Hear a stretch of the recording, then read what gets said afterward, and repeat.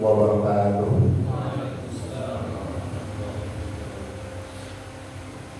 Innal hamdalillahi ta'ala nahmaduhu wa nasta'inu bihi wa nastaghfiruhu wa natubu ilayhi wa na'udzu billahi min shururi anfusina wa min sayyiati a'malina innahu may yahdihillahu fala mudilla lahu wa may yudlil falan tajida lahu waliyyan mursyida. Asyhadu an la ilaha illallah wahdahu la syarika lah, lahul mulku wa lahul hamdu yuhyi wa yumiit wa huwa ala kulli syai'in qadir. Qala ta'ala fi kitabihil karim, ya ayyuhalladzina amanu taqullaha haqqa tuqatih wa la tamutunna illa wa antum muslimun. Wa qala aidan ya ayyuhan nas ittaqu rabbakum alladzi khalaqakum min nafsin wahidah وخلق منها زوجها وبث منهما رجالا كثيرا ونساء واتقوا الله الذي تساءلون به والأرحام إن الله كان عليكم رقيبا. وقال الله أيضا في كتابه يا أيها الذين آمنوا اتقوا الله وقولوا قولا سديدا يصلح لكم أعمالكم ويغفر لكم ذنوبكم ومن يطع الله ورسوله فقد فاز فوزا عظيما.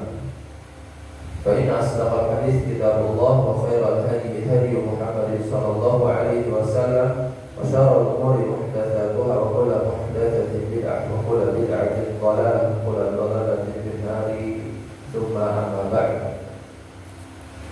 Ma'asyiral muslimin rahimani wa rahimakumullah. Insyaallah pembicaraan kita pada kesempatan yang berbatas ini adalah sebuah topik yang penting untuk kita pelajari, yaitu ahkamul janaiz, hukum-hukum seputar jenazah. Dan ana akan sedikit meringkas ya kepada beberapa bab, yaitu sekitar 6 bab. Insyaallah dijelaskan secara ringkas dan kita bisa langsung ambil faedahnya secara langsung. Yang pertama adalah al-adabul lati yustahabbu lana fi'luha. Yang pertama adalah adab-adab yang disunahkan untuk dilakukan ketika menghindari atau menghadiri orang yang sedang menghadapi kematian. Yang kedua, kaifiyatul tafsilil mayyit, bagaimana caranya memandikan mayit. Kaifiyatul kafan, tata cara membungkus mayit, mengkafani. Pembicaraan yang keempat yaitu bagaimana tata cara salat jenazah. Yang kelima, bagaimana tata cara menguburkan jenazah. Yang keenam adalah at-ta'ziyah, melawat orang yang terkena musibah. Dan yang terakhir adalah ziarah al-kubur dan ziarah al-kubur. Baik, wallahu as'alu an yaj'alana mimman yastami'una al-qawla fayattabi'una ahsana. Dan kita memohon kepada Allah Subhanahu wa taala agar menjadikan kita termasuk orang-orang yang mendengarkan perkataan wa yattabi'una ahsana, lalu kemudian mengikuti perkataan tersebut yang terbaik darinya. Ma'asyiral muslimin rahimani wa rahimakumullah. Mungkin sebelum Anda memulai melanjutkan, izinkan memperkenalkan diri, karena ada istilah tak kenal maka ta'aruf ya. Jadi kita ta'aruf dulu. Nama saya Dilan Kristrahandi, saya dari Jawa Barat, Indonesia, masih negara Indonesia ya Pak ya. Tempatnya saya dari Subang. Sering Subang ini dilakukan oleh anak-anak sekolah ya, dari Subang sampai Merauke. Sabang. Oh Sabang ya. Nah itulah kampung ada yang terkenal. Kemudian saya sudah menikah, alhamdulillah dikaruniai 2 anak dan insya Allah akan lahir anak yang ketiga, sedang menunggu kehadiran si buah hati. Mudah-mudahan Allah permudahkan dan kami juga memohon doa dari ikhwan semua untuk kelancaran persalinan istri. Mungkin sedikit tentang biografi ya. Kalau bapak-bapak kita bertemu, mudah-mudahan tidak canggung untuk bertanya. Fa'inal kita adalah saudara. Mudah-mudahan dengan pertemuan ini persaudaraan kita semakin erat ya. Dan tidak ada celah. Jadi jangan canggung untuk bertanya. Insya Allah saya pun tidak akan merasa canggung untuk bertanya atau untuk berkenalan dengan bapak-bapak ikhwan semua sekalian. Baik, ma'asyiral muslimin rahimani rahimakumullah. Akan mulai dengan tarhib wa tarhib. Bahwasanya Allah Subhanahu wa taala menyiapkan bagi hamba-hambanya orang-orang yang beriman surga-surga yang penuh dengan kenikmatan. Bahwasanya seluruh orang yang beriman itu akan memasuki surga dengan syarat dia tidak berbuat syirik. Namun dengan 3 cara seorang muslim akan masuk ke dalam surga dengan 3 cara. Yang pertama adalah mereka kelompok yang dihisab dan diazab. Ketika penghisaban dosa-dosanya banyak, maka perlu untuk dibersihkan, yaitu dengan diazab ya. Yang kedua, seorang mukmin yang dihisab kemudian pahalanya lebih banyak daripada dosanya, maka dia akan langsung dimasukkan ke dalam surga. Dan kategori yang ketiga yang disabdakan oleh Nabi ada sekitar 70.000 yang masuk ke dalam surga tanpa hisab dan tanpa azab. Mudah-mudahan kita termasuk orang-orang yang masuk surga tanpa hisab dan tanpa azab. Amin amin ya rabbal alamin. Sebagaimana Allah Subhanahu wa taala berfirman, ya ibadi la khaufun 'alaikumul yaum wa la antum tahzanun. Wahai hamba-hambaku, tidak ada rasa takut terhadap kalian pada hari ini dan tidak pula kalian bersedih hati. Alladzina amanu bi ayatina wa kanu muslimin, yaitu orang-orang yang beriman kepada ayat-ayat kami dan mereka adalah orang-orang yang berserah diri. Udkhulul jannata antum wa azwajukum tuhbarun. Masuklah ke dalam surga kalian dan pasangan-pasangan kalian dengan penuh kebahagiaan. Yutafu alaihim bisihafin min dhahabin wa aqwabin wa fiha ma tashtahihil anfusu wa taladdul a'yun wa antum fiha khalidun. Dihidangkan, yutafu alaihim, dihidangkan kepada mereka piring-piring dari emas. Subhanallah. Penting untuk kita membayangkan surga agar ibadah kita lebih semangat. Piring-piring yang terbuat dari emas-emas dan gelas-gelas wa aqwab yang terbuat dari emas, dan di dalamnya terdapat segala yang diinginkan oleh jiwa dan sedap untuk dipandang. Wa antum fiha khalidun, dan mereka orang-orang yang masuk surga itu kekal di dalamnya. Wa qala ta'ala wasari'u ila maghfiratin min rabbikum wa jannatin 'arduha as-samawati wal ardu 'iddat lil muttaqin.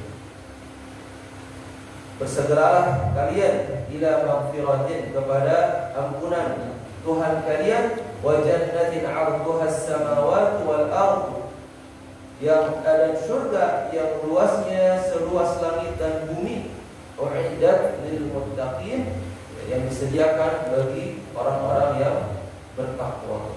Nas'alullah al-jannah, nas'alullah ridhaka wal jannah ya rabbana. dan memohon kepada Allah Subhanahu wa taala ridho dan surga Allah Subhanahu wa taala. Yang kita cari itu ridho Allah Subhanahu wa taala. Allah berkehendak kita penuh dengan maksiat, boleh jadi kita masuk surga. Namun diingat juga bahwasanya Allah itu tidak menyalahi janji. Dengan menggapai ridho Allah Subhanahu wa taala bisa digapai dengan amal saleh. Banyak Allah Subhanahu wa taala menerangkan tentang keutamaan amal saleh. Maka ketika kita beramal saleh, ya, kita akan mendapatkan ridho Allah Subhanahu wa taala insyaallah. Walaqad hadzarana Rasuluna sallallahu alaihi wasallam an-nar asyadd at-tahdhir. Dan Rasulullah sallallahu alaihi wasallam memperingatkan kita dengan sangat keras, ya, tentang mengerikannya neraka, ya, dengan peringatan yang sangat keras, ya. Sebagaimana diriwayatkan oleh Imam Bukhari dan Muslim, an Ali bin Abi Hatim, an Ali bin Hatim radhiyallahu anhu qala sami'tu Rasulullah sallallahu alaihi wasallam yaqul ittaqun nar walau bi shiqqin tamrah fa in lam tajid fa bi kalimatin thayyibatin. Kata Ali bin Hatim bahwasanya aku mendengar Rasulullah sallallahu alaihi wasallam bersabda, bertakwalah, jagalah diri kalian dari api neraka sekalipun dengan sikil tamrah, dengan sepotong kurma. Kalau kita mampu menjaga diri kita dengan sepotong kurma, lakukan. Kalau tidak ada sepotong kurma, maka dengan kalimat yang baik. Biar saya masuk neraka juga, mungkin 1 tahun 2 tahun. Nah, jangan seperti ini, ya. Jangan memiliki keinginan seperti ini. Karena neraka adalah sesuatu yang tidak terbayangkan keteriannya, ya.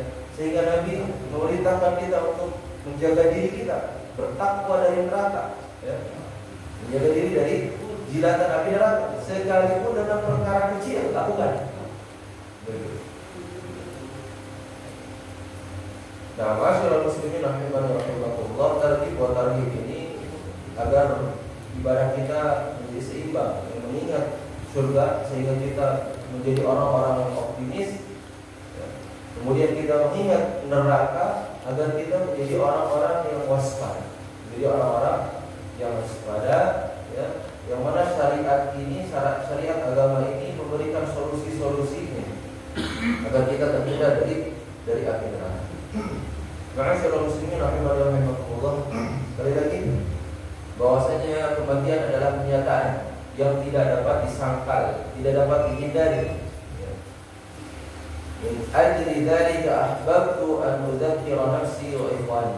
Untuk itu kami ingin sedikit untuk menjelaskan atau ngobrol santai, kita diskusi berkenaan dengan perkara-perkara yang berkaitan dengan kematian dan bagaimana, ya, perkataan para salafus saleh ketika mereka sakaratul maut, ya, beratnya kematian ketika ruh dicabut dan tata cara pemulasaran mengurus jenazah. Ma'asyiral muslimin rahimakumullah, yajibu alaina jami'an an na'lama anna al-mauta ya'ti baghtah. Kita semua harus menyadari bahwa kematian akan datang secara tiba-tiba. Wala yadri ahadun minan nasi mata wa aina wa kaifa sayantahi ajaluhu alladhi katabahu Allah Ta'ala.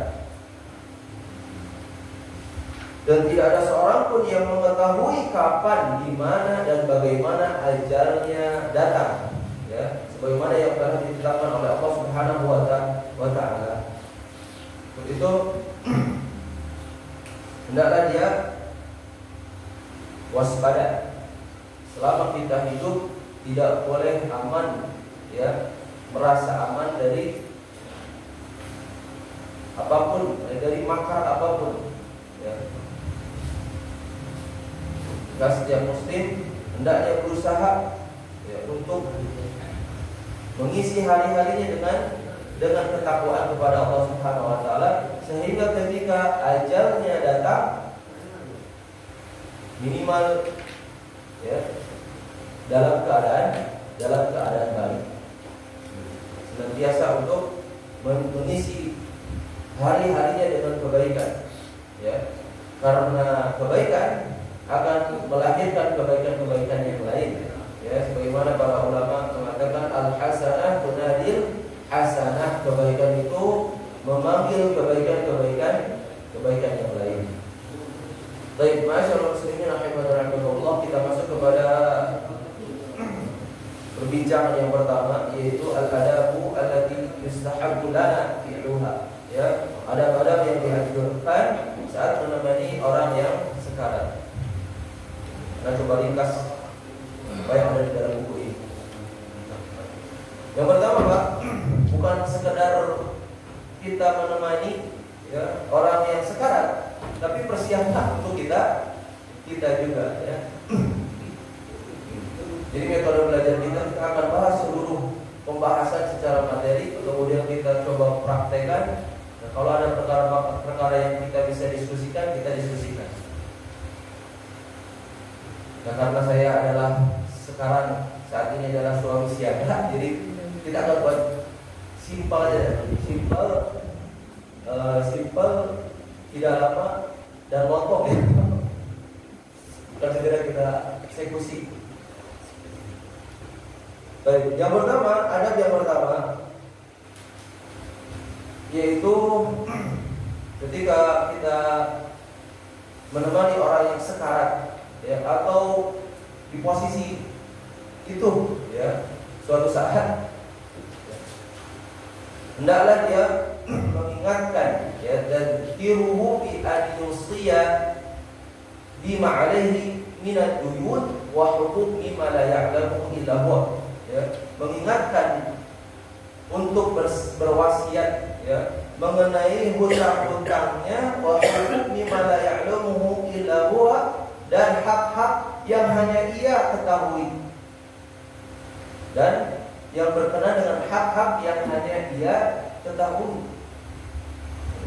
Kadang kita memiliki hutang dan orang-orang sekeliling kita tidak mengetahui. Nah, kalau merasa kita berada pada situasi sekarang, segera beri wasiat. Ya. Sebutkan apa-apa saja sehingga bisa ditunaikan oleh ahli waris atau karib kerabat untuk menyelesaikan hak-hak orang lain yang belum dikembalikan. Bagaimana Rasulullah SAW bersabda, "Ma haqqu mri'in muslimin lahu syai'un yusi fihi yabitu lailataini illa wa wasiyatuhu maktubatun 'indah." Tidaklah pantas ya, layak bagi ma haqqu mri'in, hak seorang muslim yang memiliki sesuatu yang hendaknya dia wasiatkan ya, bermalam selama 2 malam kecuali wasiatnya sudah tertulis di sisinya. Artinya ketika dia sudah sakit ya, sudah tahu bahwasanya ajalnya akan datang kepadanya ya, maka hak-hak seorang muslim itu sudah ditulis, sudah dikabarkan kepada karib kerabatnya untuk ditunaikan, untuk dikembalikan, karena seorang muslim itu tergantung ya dengan hutangnya. Baik. Jadi ini perkara yang masih tabu di kalangan kita ya. Ketika ada orang yang sudah sakit parah ya, ketika kita ingatkan tentang wasiat, marah ya, kamu nyuruh saya mati, saya seperti itu. Nah, sepatutnya kata Nabi, ketika semakin ya dia mengetahui ajalnya akan datang dengan sakitnya yang begitu berat, sepatutnya dia mewasiatkan ya perkara-perkara yang orang lain tidak tahu ya, hak-hak orang lain yang belum dia kembalikan, yang dia yang tahu hanya dia saja. yang pertama. Mengingatkan untuk menuliskan wasiat tentang hak-hak orang lain yang belum dikembalikan. Yang kedua, di antara adab ketika menemani orang yang sedang sekarat adalah tadzkiruhu bi rahmatillahi wa fadlihi. Mengingatkan akan rahmat dan karunia Allah Subhanahu wa taala.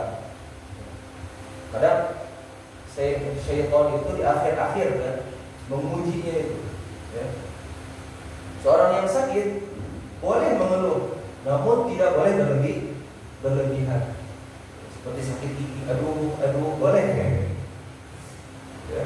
Ada yang berisik kita marah. Nah, itu boleh mengeluh. Bagaimana Nabi pernah mengeluh juga. Namun tidak boleh berlebihan atau menampakkan sesuatu yang ketidakridhoan. Itu tidak boleh. Ya. Karena fitrah, ya, kita merasakan sakit, kita akan reaksi dalam tubuh kita. Nah, agar ketika dia wafat, ya, hatta yamuta wa huwa yuhsinu dhanna bi rabbih, sehingga ketika dia diingatkan tentang rahmat Allah, tentang karunia Allah Subhanahu wa taala, bahwasanya dalam sakit itu ada kafarah, ada penghapusan dosa, ya. Asal syaratnya adalah sabar, diingatkan tentang sabar agar dia berprasangka baik kepada Allah Subhanahu wa taala. Ketika dia mencintai pertemuan dengan Allah Subhanahu wa taala, Allah pun akan mencintai pertemuan dengannya.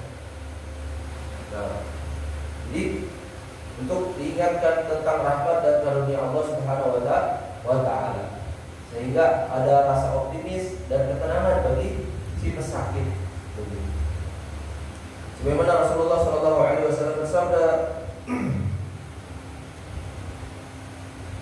dari Jabir bin Abdullah Al-Ansari radhiyallahu anhu, qala sami'tu Rasulullah sallallahu alaihi wasallam qabla mautihi bi thalathati ayyam yaqulu la yamutanna ahadukum illa wa huwa yuhsinu dhanna billahi azza wa jalla.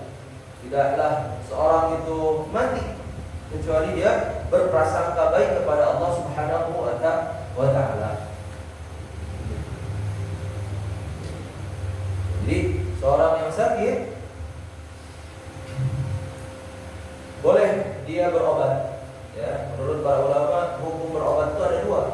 Tadawi itu antara mubah dan kedua adalah mustahab, sunnah. Jadi ketika dia berusaha untuk berobat ada pahala. Kalau sekedar mubah, bagaimana kembali kepada niatnya? Kembali kepada niatnya. Nah, jadi seorang yang sakit itu hendaklah dia pertama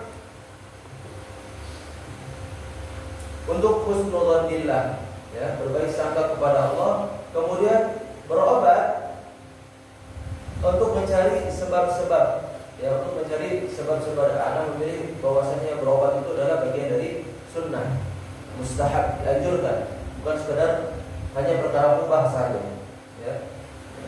Jadi seorang yang sakit boleh mengambil sebab-sebab, dan sebab-sebab dalam kehidupan kita ada dua. Ada sebab-sebab syar'i, ada sebab-sebab kaum. Ketika kita sakit, hendaklah kita menempuh sebab-sebab syar'i. Nah, ini seperti ini. Madu, sorry. Ini bagian dari sebab-sebab syar'i. Allah menyebutkan tentang madu. Kemudian menempuh misalnya sebab-sebab syar'i yang lain, membaca surah Al-Fatihah, membaca Al-Quran secara umumnya, ya. Kemudian Nabi pernah berbekam ketika ihram, ya, bilahil jamal. Ahli bekam tidak tahu di mana ihram jamal. Boleh tanya, ada bekam, ya. Nah, jadi sebelum kita berobat, kita tempuh dulu asbab-asbab syar'i, membaca Al-Quran, merenung, banyak dosa, ya, karena musibah yang kita alami itu sebab ulah kita sendiri. Ya, memakan kurma, kalbina, habatus sauda, ya, Habatus sauda kata Nabi, obat seluruh penyakit kecuali kematian. Kita tempuh dulu dengan sebab-sebab syar'i. Lalu kemudian menempuh sebab-sebab kaum ini. Seperti pergi ke dokter, ya, didiagnosis secara medis, diperbolehkan. Begitupun dengan perkara-perkara yang lain, ya. Sebelum kita bekerja, kita memohon kepada Allah Subhanahu wa taala, ya, untuk dimudahkan. Baru kita melakukan pekerjaan untuk menghasilkan fulus, misalnya rezeki yang lain. Baik. Kalau Rasulullah SAW, man ahabba liqa'a Allahi ahabba Allahu liqa'ahu. Barang siapa yang mencintai pertemuan dengan Allah Subhanahu wa taala, maka Allah pun akan mencintai pertemuan dengannya. Wa man kariha liqa'a Allahi kariha Allahu liqa'ahu. Barang siapa yang benci pertemuan dengan Allah, maka Allah pun membenci pertemuan dengannya. Biasanya ketika kita sakit, ya, dan sakit adalah perkara yang tidak kita sukai. Kalau kita tidak diingatkan, bawaannya adalah tersangkut, jengkel, marah-marah, seperti itu. Dan itu adalah adab yang kedua, mengingatkan tentang rahmat Allah Subhanahu wa taala, ya. Apapun yang menimpa kita dari penyakit adalah bentuk kasih sayang Allah kepada kita, ya. Jadikan untuk iktibar pelajaran, ya. Jadi dengan rasa kesyukuran, ya. Karena apapun yang ditimpakan Allah kepada kita adalah yang terbaik. Yang ketiga, ketika si mayit sudah sakar atau hampir sakarat, ya, sudah tersenggak-senggak nafasnya, disunahkan untuk balu halqihi bima'in, ya, membasahi hal, menggorokkannya dengan air sedikit. Karena ketika sakarat di akhir-akhir itu tenggorokan itu kering. Kemudian kalau ada misalnya dan disunahkan juga, ya, ketika sakarat itu bersiwak.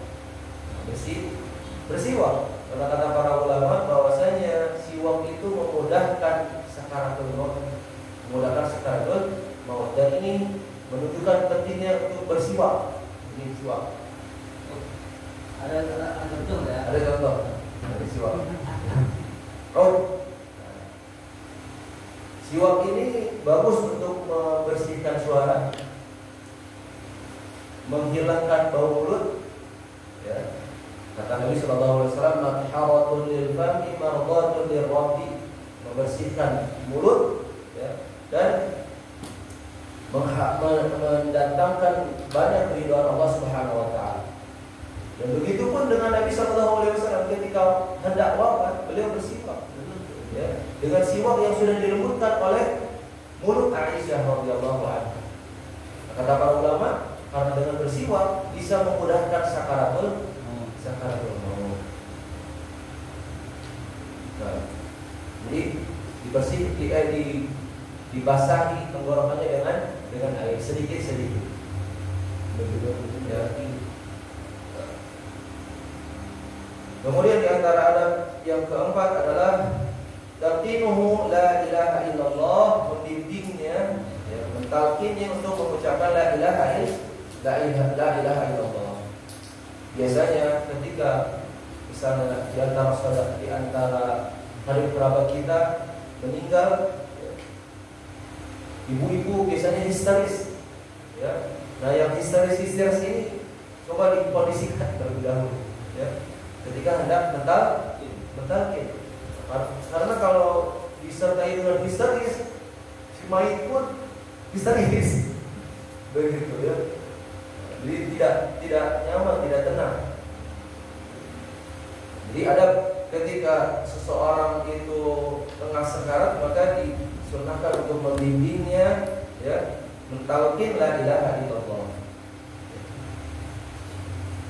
Sebagaimana Rasulullah SAW bersabda, "Laqinu mautakum la ilaha illallah." Talqinkan ya orang yang hendak mati di antara kalian dengan kalimat la ilaha illallah. Man kana akhiru kalamihi la ilaha illallah dakhala jannah. Barang siapa yang akhir kalimatnya adalah la ilaha illallah, maka dia akan masuk surga. Dan para ulama ya memakruhkan ya, terlalu banyak talqin la ilaha illallah. Seperti ada di video kan, semuanya membimbing talqin. Sehingga si mayit itu bingung siapa yang mau didatar. Kematian hening, maka buat sehening seperti hendak mati. Ya, jadi para ulama memakruhkan terlalu banyak al-iktsar alaihi wal muwalah, ya, memperbanyak dan terus menerus beruntun, ya, itu makruh. Ya, karena kondisi yang sedang hadir kematiannya itu sulit, ya. Nah, karena akan merasa terganggu si mayit itu dengan kondisi yang sempit, ya, apalagi dengan yang menangis, ya, histeris. Nah, dikhawatirkan si mayit malah membenci, ya, karena kondisi yang begitu berat, ya, lingkungan yang begitu mengganggu juga, sehingga khawatir si mayit benci, kemudian tidak mau untuk mengucapkan kalimat tersebut.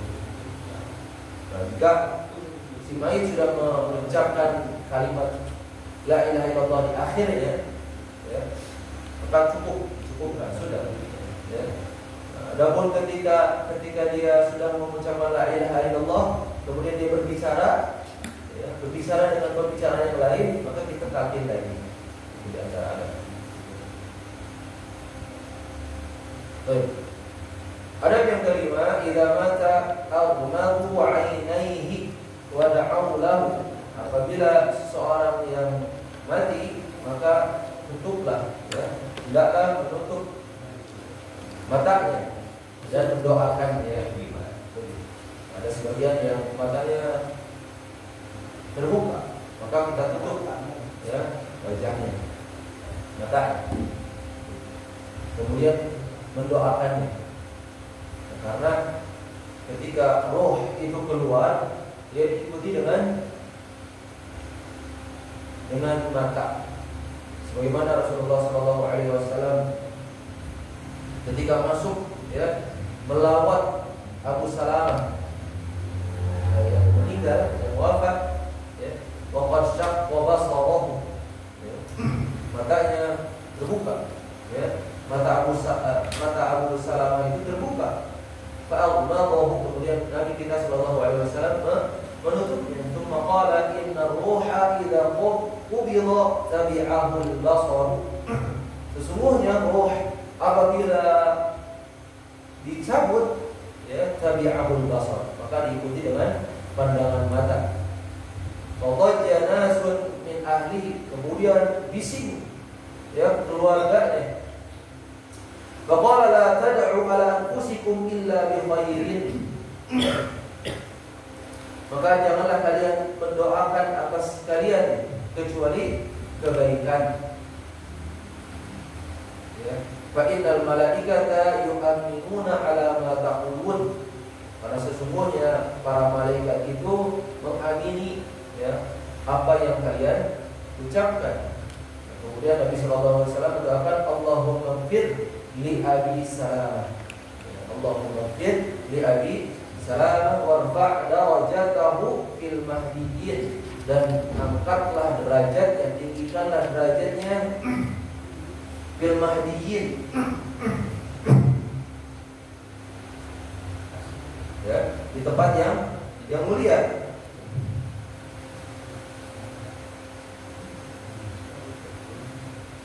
Ya. Kemudian wahluflu fi aqibihi fil ghabirin, dan gantilah, ya,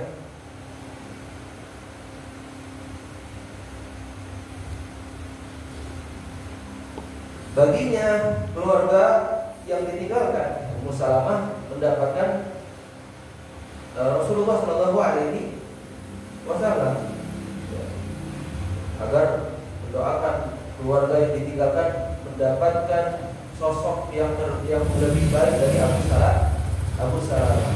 Ya.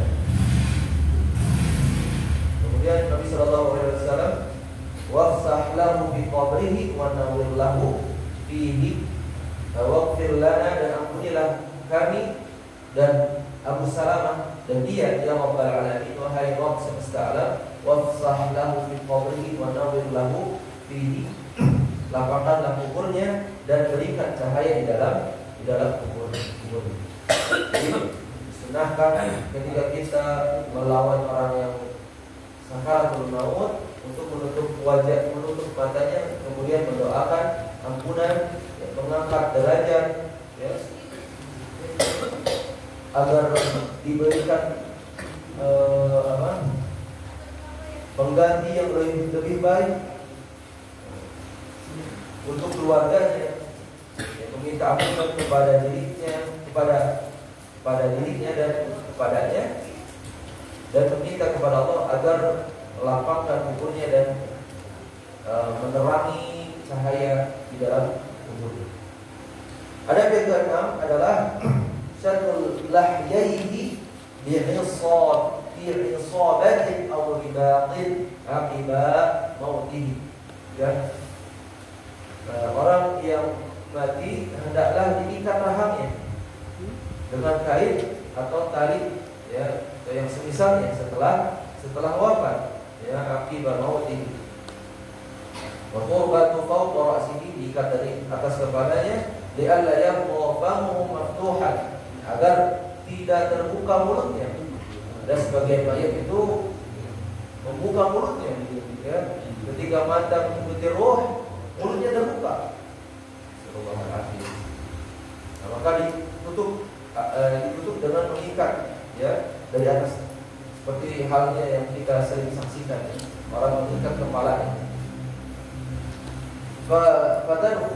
Fatadkhulahul hawwamu wa yatashawwahu khalquhu, ya, agar tidak masuk benda-benda atau hewan-hewan, ya, seperti lalat misalnya, hewan-hewan yang suka pada benda bangkai jenazah, dan wajahnya agar tidak cepat rusak, ya, tidak berubah bentuk. Ketika terbuka masuk lalat, akan cepat pembusukannya untuk jenazah, maka diikat, ditutup, ya. Nah, kemudian agar kalau yang terbuka dan kaku, ya, harusnya, ya, perlahan-lahan ditutup, agar juga ketika dimandikan tidak masuk air ke dalam mulutnya. Kemudian di antara adab, ya, jika seseorang melawan orang yang sakaratul maut, yatalyinu mafasilihi aqiba mautihi, ya, melenturkan persediaannya setelah kewafatannya, sebelum menjadi kaku. Tangannya, ya, ke tangan kanannya ke perut, misalnya seperti ini, atau dari pahanya ke perut, kalian, ya, melenturkan. Nah, hal ini dilakukan agar anggota tubuhnya tetap mudah digerakkan, ya, oleh orang yang memandikan jenazah.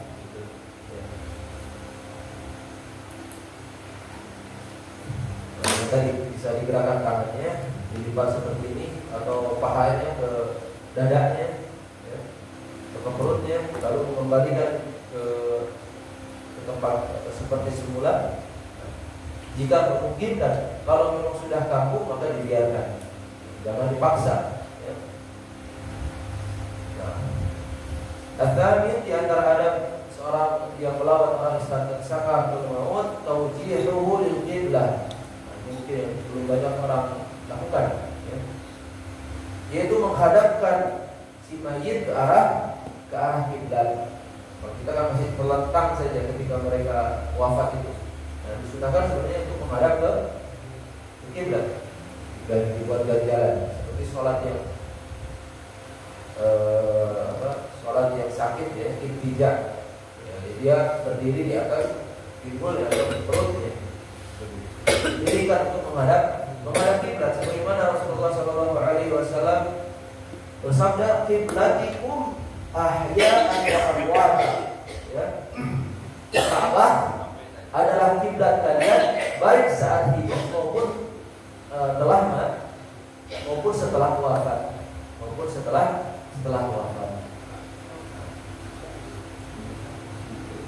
Lantas ya, di antara adab yang perlu diperhatikan ya, ketika melawat orang yang sudah wafat ya, yaitu tajriduhu min thiyabi, melepaskan pakaiannya ketika mandi. Ketika memandikannya, kita melepaskan pakaiannya. Apa enggak? Ketika melihat kiblat itu diberikan iya. Dibimbing ke arah kiblat. Ya, tapi mereka orang di berarti lama itu. Tentang batas. Iya. Maksudnya berdiri. Itu disunahkan ya diberikan. Seperti kita sedang memasukkan mayit ke lahan. Lahan ini begitu pun ketika setelah wafat, setelah mandi atau proses sebelum memandikan, ahsannya menghadap kiblat. Amalan qaul Rasulullah SAW, "Kiblatikum ahya'an wa amwata." Ka'bah adalah kiblat kalian baik saat hidup maupun setelah wafat. Bisa dengan kasur atau bantal.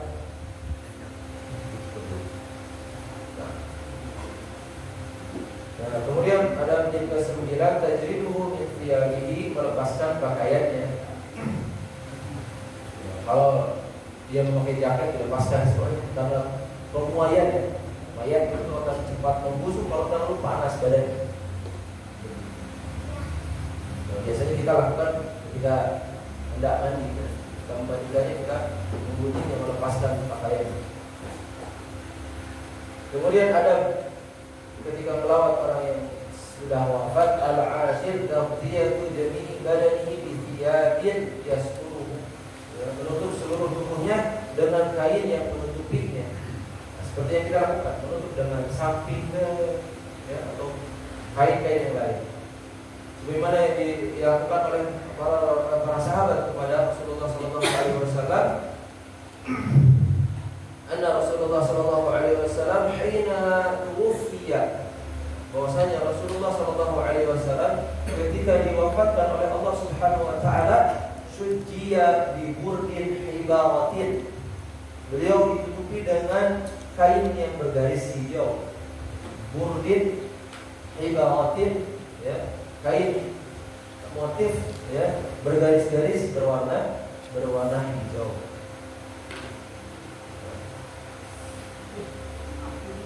Nah, kecuali apabila dia adalah seorang muhrim, ya, orang yang sedang ihram atau orang yang sedang haji, ya. Famata fala yughatta wajhuhu wa ra'suhu, kemudian mati ya, ketika ihram atau haji, maka tidak boleh ditutup wajahnya dan kepalanya ketika ihram.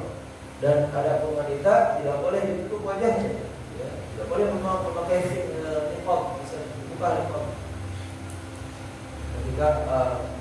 Ketika muhrim atau orang yang haji itu wafat, ya, maka tidak boleh ditutup kepalanya. Seperti halnya orang-orang seorang muslim yang biasa kita lakukan, ditutup wajahnya, ditutup kepalanya. Adapun yang haji dan umrah tidak boleh ditutup kepalanya, dibuka kepalanya dan wajahnya. Sebagaimana diriwayatkan oleh Ibnu Abbas radhiyallahu anhu, anna Rasulullah sallallahu alaihi wasallam qala fi rajuli alladhi waqqasathu naqatuhu.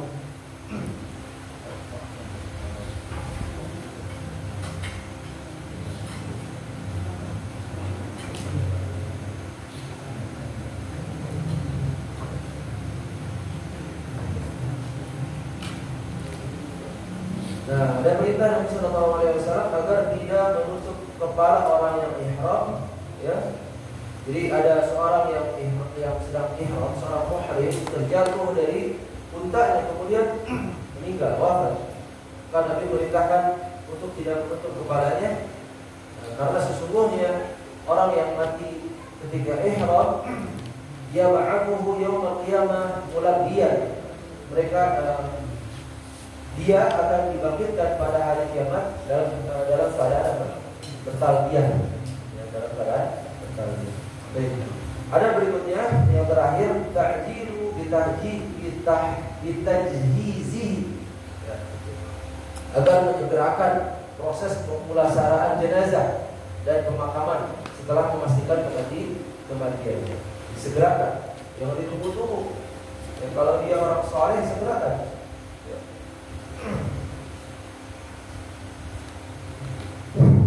Bagaimana Nabi Shallallahu Alaihi Wasallam bersabda, asri'u bil janazati, segeralah pemulasaraan jenazah. Fa in taqu salihatan fa khairun tuqaddimunaha ilaihi. Jika dia adalah orang yang baik, penyelenggaraan pemulasaraan Dengar serba. ya tangan.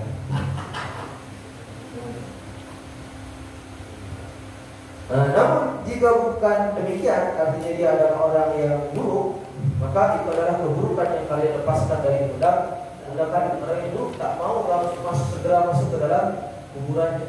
Berbeda dengan orang yang baik, orang yang saleh ini segera masuk ke dalam kuburan. Baik. Nah, itulah 11 ya adab-adab yang perlu kita perhatikan ketika melawan atau mengunjungi orang yang sekalipun mau. Kita melawat itu kita boleh kita main itu kita boleh kita bilang kita melawat itu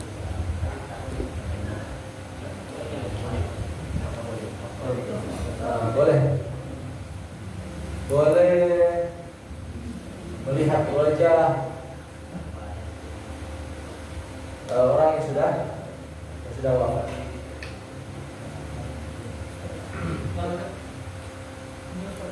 Menjalankan segerakan pengurusan jenazah.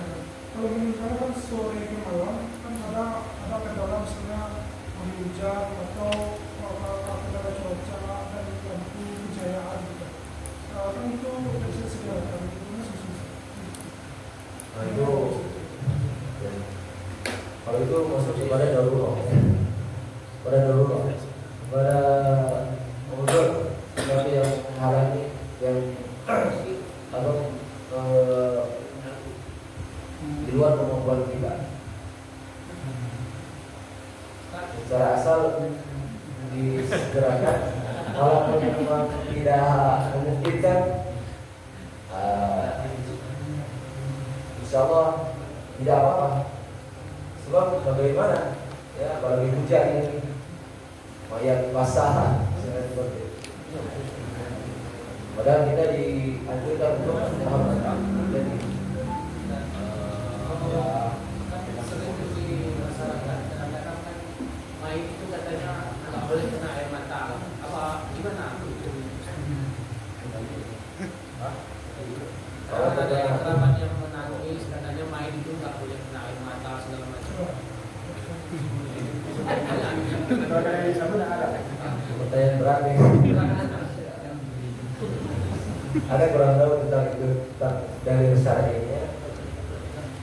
Ada menangis, ya, nangis rahmat, ya, makanya tidak masalah, agar tidak berlebihan saja, jangan berlebihan saja, jangan menangis, apalagi sampai memukul wajah, robek baju. Kan itu yang anda tanyakan Ustaz. Menangis itu kan si main ini ketika saudaranya menangis, kan air matanya ada tuh. Katanya nggak boleh si main nggak boleh kena air mata. Ya, kita nggak tahu. Kayak kita biasanya katanya apa Ustaz? Takut dia wuduknya batal katanya Ustaz. Air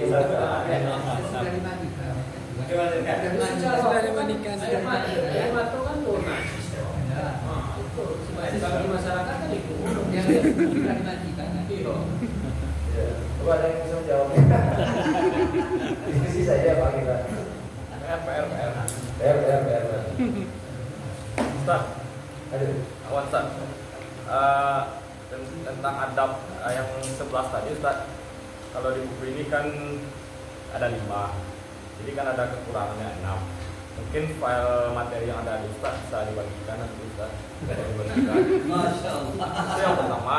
Terus selanjutnya yang kedua, tentang bagaimana cara melemaskan seluruh persendian agar tidak kaku dan meletakkan sesuatu di atas perutnya. Nah, terkait meletakkan sesuatu ini, benda-benda apa saja yang dibolehkan untuk diletakkan di atas perut si mayat ini, Ustaz?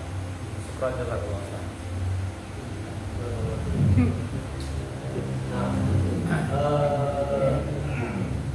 Memang ada soal ada baca itu juga dalam kitab-kitab atau di antara saya tadi menulis kitab Ahkamul Janaiz ya, dan beliau mengatakan yang perlu yang diletakkan di dalam perutnya itu adalah Al-Quran. Ini perkara-perkara yang bid'ah, artinya perkara tersebut ada ya. Nah, namun tujuan dari meletakkan sesuatu dalam perut, di atas perutnya itu agar perutnya tidak cepat tumbuh, itu saja. Dan tidak ada anjuran apapun. Jadi tidak ada batasan untuk meletakkan bendanya, Ustaz. Apapun bendanya dibolehkan. Ya, asal kira-kira. Jadi tujuannya agar tidak ini aja. Segmen 1 saat. Tuhan selama Tidak mau milih juga Karena sejarah kan silakan. Cuma kalau batas paling lama itu soalnya kan kebanyakan waktu orang meninggal dihitung dulu anak-anaknya dihitung dulu Sehari. Nah ini yang ada kajian khusus tentang batas waktu ya. Dia kembali kepada urus dan adat ya. Karena hudud itu batasan-batasan tersebut nampaknya di kitab-kitab itu tidak dijelaskan. Namun ketika sudah 2 hari, 3 hari ini sudah lama kan istilahnya. Kalau misal di atas sesuai batas normal, ya soal tidak masalah. Dia kembali kepada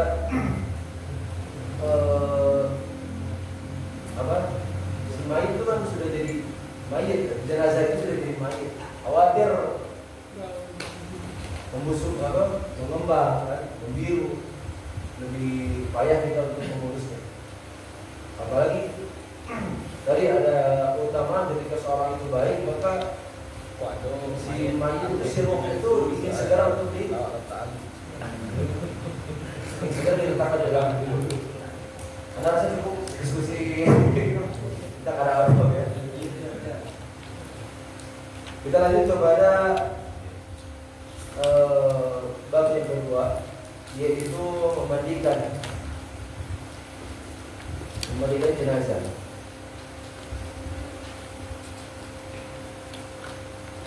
Yang pertama, tata cara memandikan jenazah al-ikhwah. Seperti sebenarnya sudah kita maklum ya, yaitu meletakkan si jenazah di atas salir ranjang mayit itu, randa untuk memandikan ya. Dan kemudian mutawajjihan nahwal qiblah, ya, meletakkan diri ke arah kiblat ya. Kemudian muhadhir nahwa rijlaihi, ya, si badannya sedikit miring ke arah kakinya agar si air mengalir ke bawah. Posisi agak miring ke arah kakinya, dia sobat dan ma'ul ghasl, agar air mengalir ke bawah, wala yastanti'a tahtahu, dan agar dia menggenang air di bawahnya ya. Baik sidahu dan bisa merusak jenazah tersebut dengan air yang menggenang tersebut.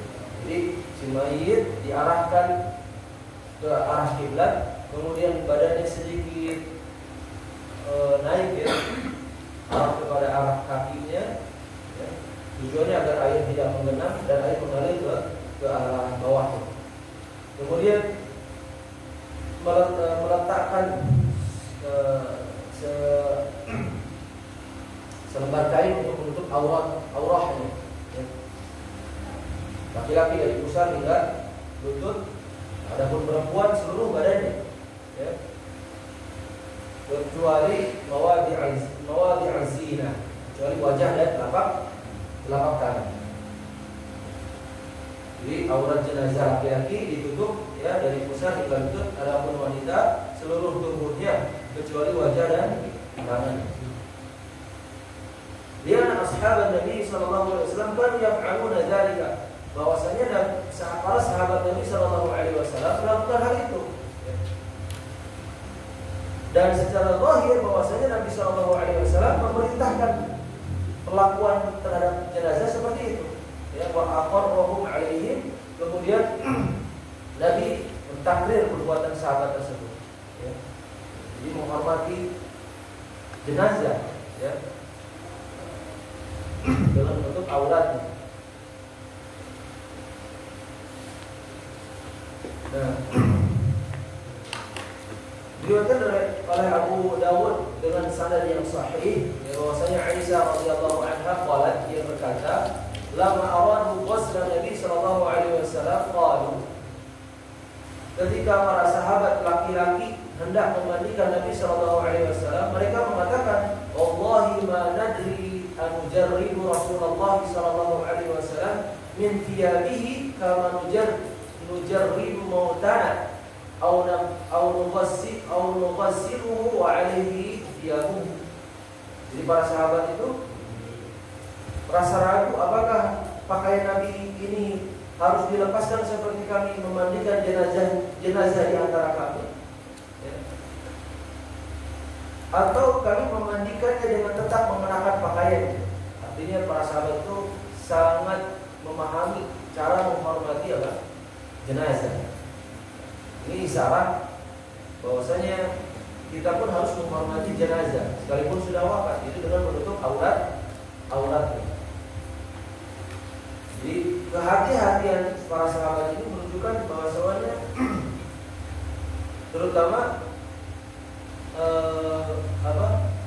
seperti orang terutama bagi orang yang dimuliakan, ya, seperti Rasulullah Shallallahu Alaihi Wasallam.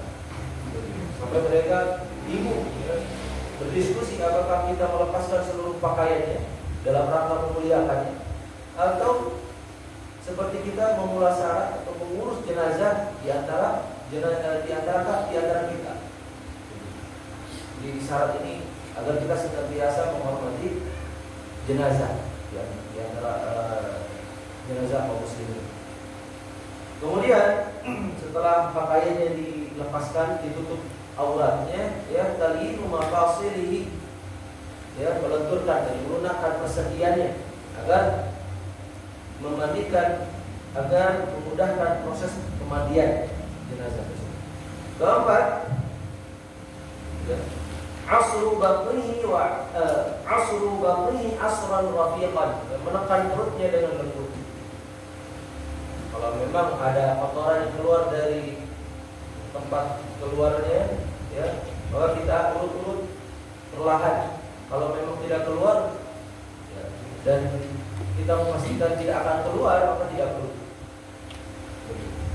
Ya, namun kalau kita membaca kitab-kitab fikih, ada anjuran untuk menekan perut-perut, ya, untuk mengeluarkan kotoran-kotorannya agar ketika dikafani tidak keluar kotoran.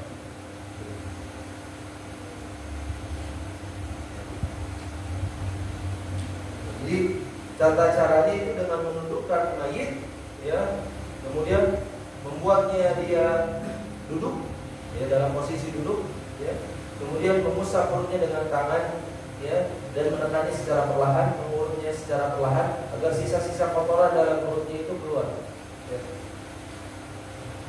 Nah, Tujuannya agar kotoran tidak keluar ketika setelah proses pemandian atau setelah menggunakan air. Dapat merusak kain atas. Yang kelima, ya, menggunakan kain, ya, menggunakan kain ketika kita membersihkan kotorannya. Yang keenam, setelah bersih kotoran-kotorannya, maka taudiuhu mewudukannya, mewudukan kembali tersebut. Ya, dimulai dengan mencuci sunnah-sunnah dulu, ya, mencuci tangannya. Kemudian ketika membasuh, ketika berkumur-kumur, ya, istinsyak, ya, cukup dengan meletakkan kapas yang diberi air dulu digosok-gosok seperti itu. Tidak boleh memasukkan air ke dalam mulut dan hidungnya. Ketika air masuk ke dalam mulutnya, tadi bisa menyebabkan percepatan pembusukan. Jadi dengan meletakkan kain basah atau kapas yang dibasahi, ya, untuk membersihkan mulutnya dan membersihkan hidungnya, ya, sisa. Nah, setelah wudunya, setelah selesai, kemudian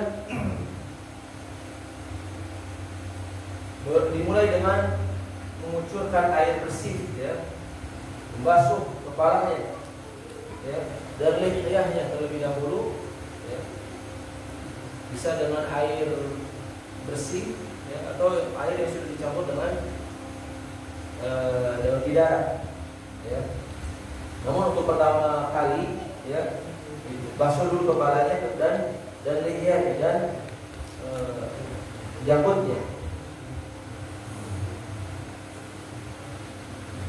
Ghuslu ra'sihi wa lihyatihi bil ma'i shafi alladhi lam yukhalidhu syai'un, yang mencuci kepala dan janggutnya dengan air bersih yang tidak bercampur dengan sesuatu. Kemudian setelah mencuci kepalanya, setelah wudu, mencuci kepalanya, mencuci lihyahnya, janggutnya, ya. Kemudian membasuh, ya, dimulai dari mencuci dari sisi kanan terlebih dahulu, ya, depan, belakang, seperti itu. Kemudian al-aisar bil ma'i shafi, ya, dan kemudian arah kiri dengan air yang bersih.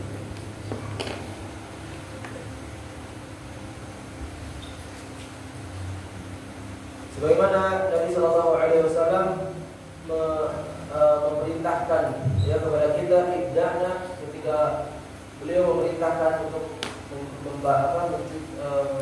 memandikan putrinya, ya, ibda'na biyaminiha, mulailah, ya, oleh kalian dalam mencuci atau dalam memandikan putrinya dari arah kanannya, mulailah dengan sisi kanannya.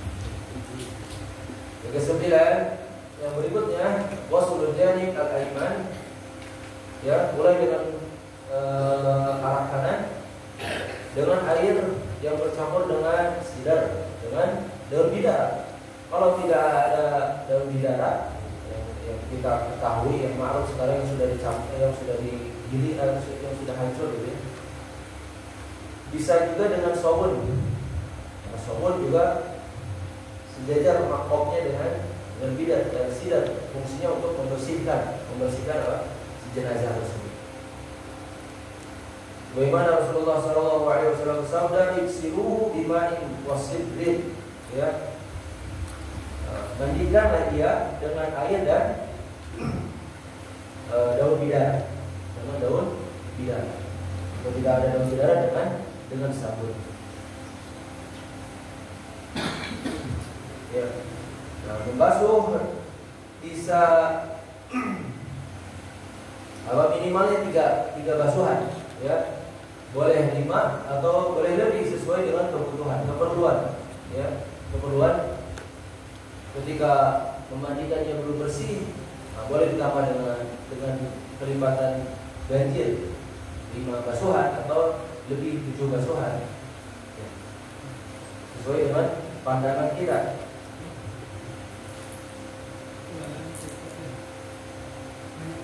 Sebagaimana Rasulullah SAW bersabda ketika wafat putrinya, beliau datang kepada mereka yang memandikan putrinya, "Iksilnaha talatan." Mandikanlah putriku itu sebanyak tiga kali atau 5 kali atau lebih banyak dari 5 kali. Ya, mendalika in ra'aitunna dzalika bima'in wasifin. Jika kalian memandang itu perlu, ya, mandikanlah, basuh atau mandikanlah putri Rasulullah SAW dengan air dan daun bidara.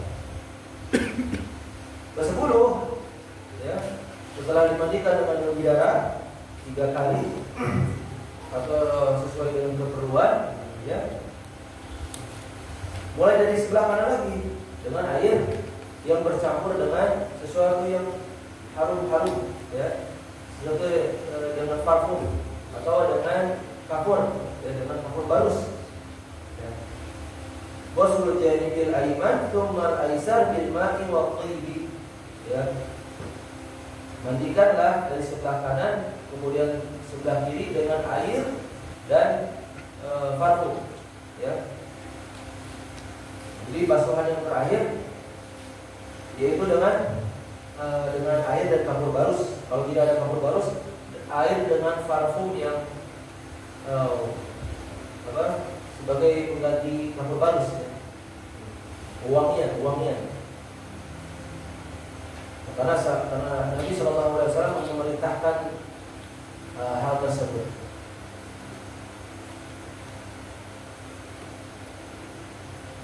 Bagaimana Nabi SAW bersabda, "Waj'alna fil akhirati kafuran."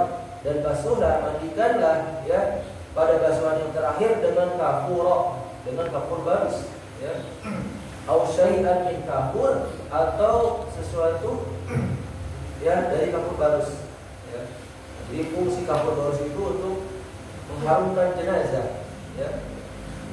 Dan kafur barus itu berfungsi untuk mengawetkan, ya, atau menjauhkan dari serangga-serangga, dijauhkan dari lalat, ya. Nah, itulah tata cara memandikan jenazah, ya. Menghadapkan ke arah kiblat, kemudian inhidar, ya, agak sedikit terangkat badannya, ya. Yang kita ketahui bahwasanya keranda itu sudah disetting seperti itu, ya. Nah, ini sudah benar. Aduh. Jadi kebiasaan ini kita teori menjadi itu saat memandikan jenazah itu pertama berikan kiasan kendaraan. Apakah ini memang wajib atau tidak, atau memang boleh juga dengan biasa? Kemudian masalah yang memandikan kedua, biasanya kita melihat disediakan air 3. Ada air bersih, air sabun, kemudian air bersih lagi. Nah, pertama kita dimandikan dengan air bersih. Setelah itu nanti sudah air bersih ini baru dimandikan lagi dengan sabun. Itu sabun itu digosokkan semuanya, jadi semua sela-sela ataupun gajahnya dipakai kembali. Setelah itu baru dibasuh dengan air bersih. Bukan dengan air kapur. Apakah memang boleh demikian?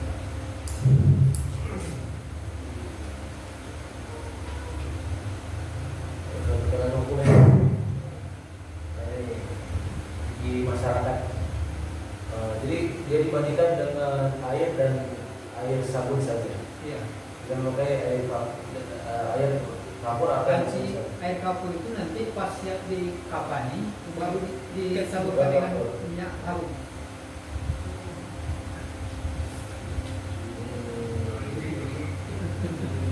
Allahu a'lam. Namun yang inti dari memandikan jenazah adalah membersihkan badannya. Fungsi kapur tadi yang dijelaskan oleh para ulama untuk sebagai wangian, dan fungsinya untuk menghindarkan jenazah dari serangga-serangga.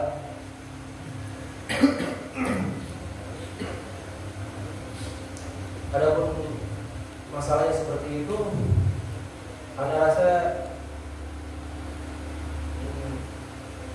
Allah secara hukum apakah menyalahi nikahi. Namun apa yang diutarakan atau yang diarahkan oleh Nabi kita Shallallahu Alaihi Wasallam ini merunut kepada istihbab, anjuran, afdolnya seperti ini. Adapun misalnya tidak ada, ya, atau dengan dua metode saja, ya, sabun mengganti sebagai sidar kan istilahnya dia seperti sabun, tidak mengeluarkan buih. Itu diperlukan untuk dibasuh dengan air yang lain. Insya Allah tidak jadi masalah, hanya saja tidak sempurna dari sunnah yang ditetapkan oleh syariat ini saja. Kalau alam semua. Tapi ada lagi, ada yang bisa menjawabnya? Ada yang tahu tentang hukum seputar seperti itu?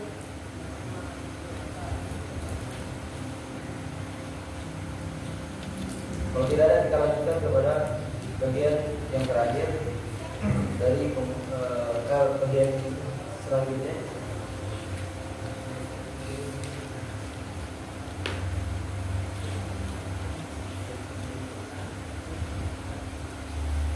Nah, bagaimana tata cara mengkafani jenazah?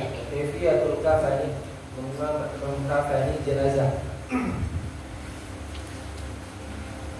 Diriwayatkan oleh Imam Bukhari dan Muslim dari Aisyah radhiyallahu anha, anna Rasulullah sallallahu alaihi wasallam kufina fi thalathatin athwabin biidin zahuliyatin. Bahwasanya Nabi sallallahu alaihi wasallam itu dikafani dengan 3 lembar kain, ya, 3 lembar kain kafan putih zahuliyah. Zahuliyah itu adalah sejenis kain yang terbuat dari Yaman, ya. Sejenis kain dari Yaman. Laisa fiha qamisun wala imamatun, ya, tanpa baju dan tanpa imamah, tanpa sorban. Nah, wa man mata wa huwa muhrimun bihajjin aw umratin lam tughatta ra'sahu la tughatta wajhul mar'ati. Yughatti wajhul mar'ati, ya. Dan barang siapa yang wafat dalam keadaan ihram, ya, untuk haji atau umrah, maka kepalanya tidak boleh ditutup, ada wajah wanita tidak boleh ditutup, ya. Jadi laki-laki tidak boleh ditutup, adapun wanita ditutup kepalanya, adapun wajahnya tidak boleh ditutup.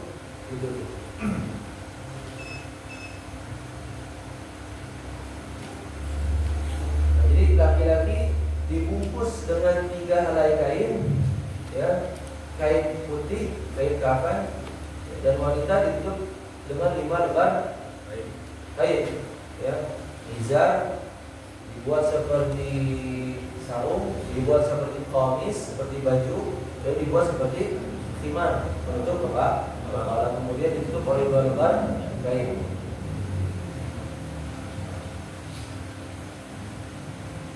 Jadi ada perlu didiskusikan dalam pembahasan mukafah ini.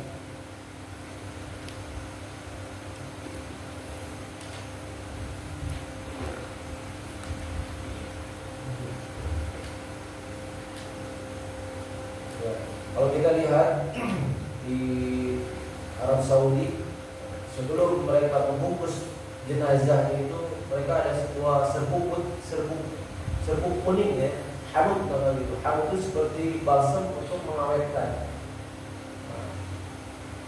Ya.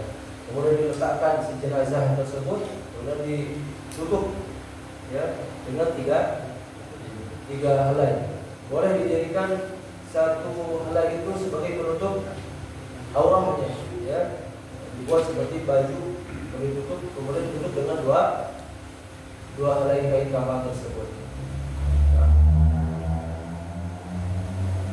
Nah, maka ketika seseorang meletakkan kafur barus, ya, ketika mukafah ini, itu diperbolehkan.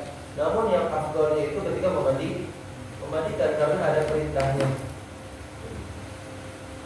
Dan ada perintah saya dijadikan tambahan pahala ketika kita mengurus jenazah tersebut. Adapun misalnya tidak ada,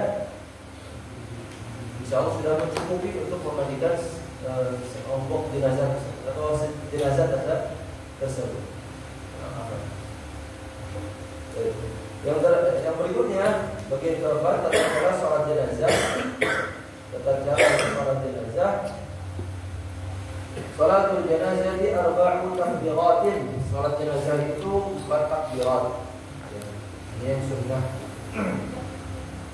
Takbir yang pertama membaca surah Al-Fatihah, dimulai dari ta'awud. Kemudian takbir yang kedua salawat Ibrahimiyah, ya.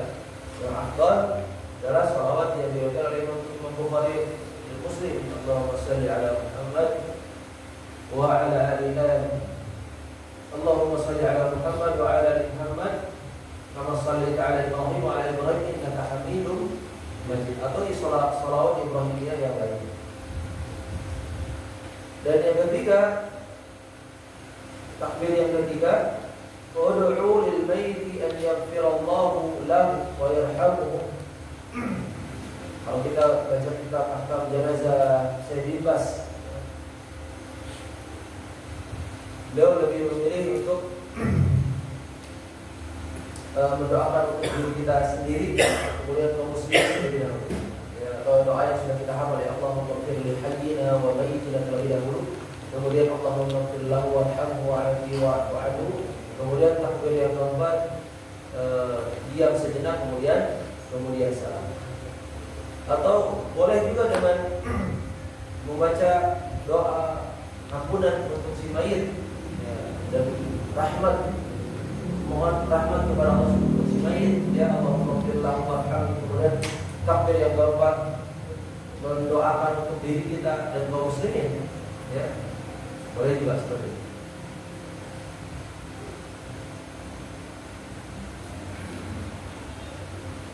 Kemudian summa salim taslimatan wahidatan min yaminika. Kemudian ucapkan salam ya satu kali ke arah kanan. Ini pun boleh ke arah disempurnakan dengan arah kiri. Nah, sebagaimana Nabi Shallallahu Alaihi Wasallam ketika mengalahkan Ashamah An-Najasi, beliau bertakbir sebanyak 4 kali. Anak Nabi Sallallahu Alaihi Wasallam sholat ala ashabati an-najasi fakabbaru alaihi 4. Nabi Sallallahu Alaihi Wasallam sholat jenazah ashamah an-najasi, kemudian Nabi bertakbir sebanyak 4 kali. Ini sudah ma'ruf, sudah masyhur. Ada tempatnya apa dan misalkan kita kan ada kalau berlaku ada laki gitu kan, kalau perempuan berlalar itu sebenarnya banyak kadang-kadang suatu kan itu berlalu dalam berlalar apa ya, sama saja. Kalau kita baca kitab ahkam jenazah kita Syekh Bas, ya kita sesuai dengan ya jenazah. Kalau kita tidak tahu, itu juga mewakili untuk perempuan, kan? Kita tidak tahu. Kalau banyak bisa diganti dengan Misal kita tidak tahu nih, atau misalnya yang sholat itu banyak, si jenazahnya kita tidak tahu. Ya, kita memakai domir laki-laki. Ini kita sudah tahu kan, perempuan itu wanita. Ya. Tahu kita. Apakah memang harus juga kita ganti dengan perempuan? Ya, juga tidak bilang. Kalau Bapak bisa bahasa Arab, itu lebih mengarah doa kita kepadanya. Ada sebagian kita tidak paham, tidak masalah juga. Allahu a'lam bishawab. Ada lagi. Berarti dalam fatwa Syekh Bas memang aku suka berjamaah memang ada doa, ada doa. Soalnya kan Kalau kita berketiga itu memang tak lama dengan terus kita berempat langsung sampai orang terus Saya bebas, saya bertanya memang lebih condong beberapa pendapat 3 doa itu dan keempat diam sejenak. Kalau melihat banyak fikih itu perkara yang luas, boleh dengan tata cara yang lain, tata cara yang ada. Waktu sholat wajib fardu kita kan ketika salam kan kita nggak dibolehkan buka tangan kan.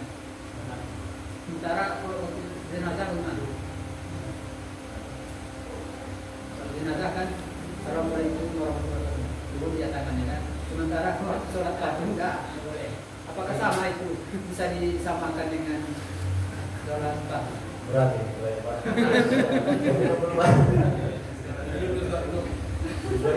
Kita sedap saya tuh.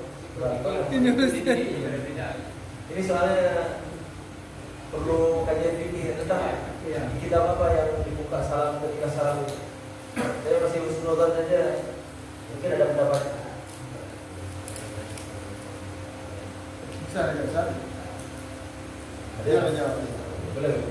Dalam masalah dalam sholat itu dalam sholat tidak ada apa batasnya, jadi tidak ada nak kiri sebelah kanan atau sebelah kiri sebelah kanan ada lagi.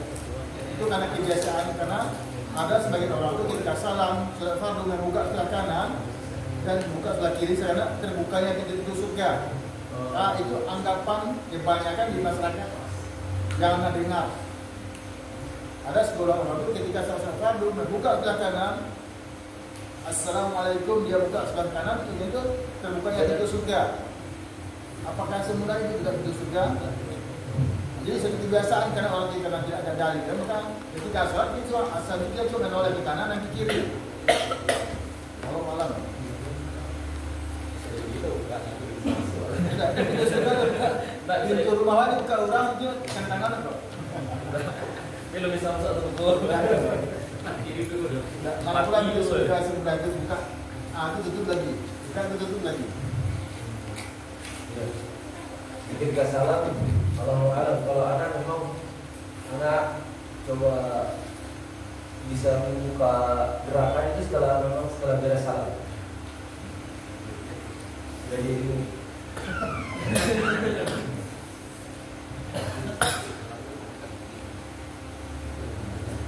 terima kasih Pak, pertanyaannya sangat bermanfaat.